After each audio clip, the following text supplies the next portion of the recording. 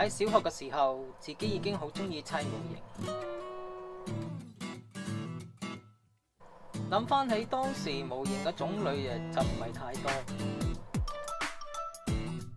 依稀記得當時啲模型冇而家咁大盒嘅，細細盒嘅啫。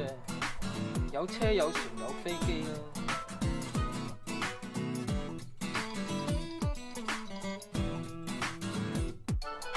反而最記得咧，當時啲模型咧係好鍾意加入咗啲摩打啊同電芯，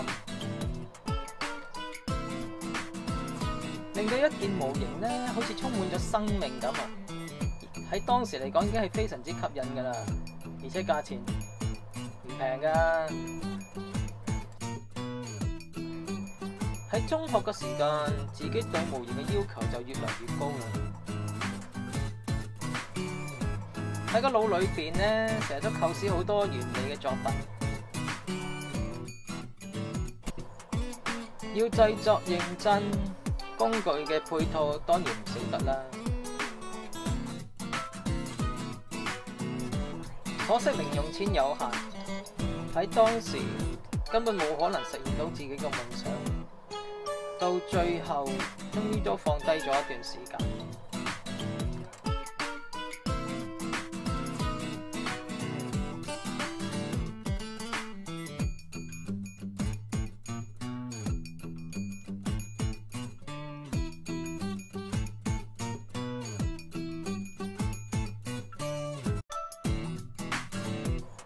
人大個咗，出嚟社會做嘢，就會面對更多嘅挑戰。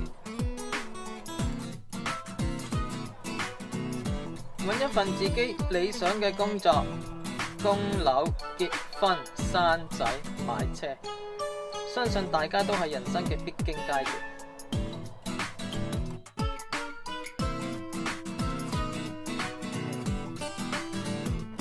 辛苦咗咁多年，到咗今日，終於都穩定落嚟啦，又再一次實現自己嘅夢想，重新去構思一下屬於自己嘅模型研究所，再一次可以享受到砌模型嘅樂趣。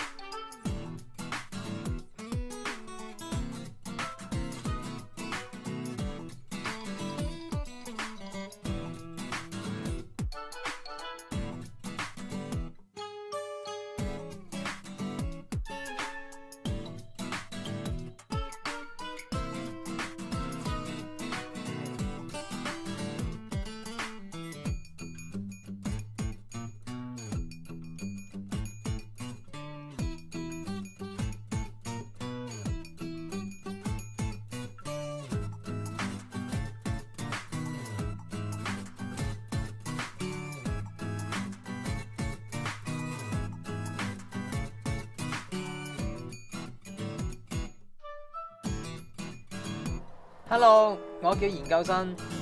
如果你喜歡呢段片嘅話，大家不妨幫我 share 出去，同 subscribe 我嘅 channel。好希望聽到大家嘅意見。喺呢個網絡世界裏邊，大家一齊成長，一齊砌模型。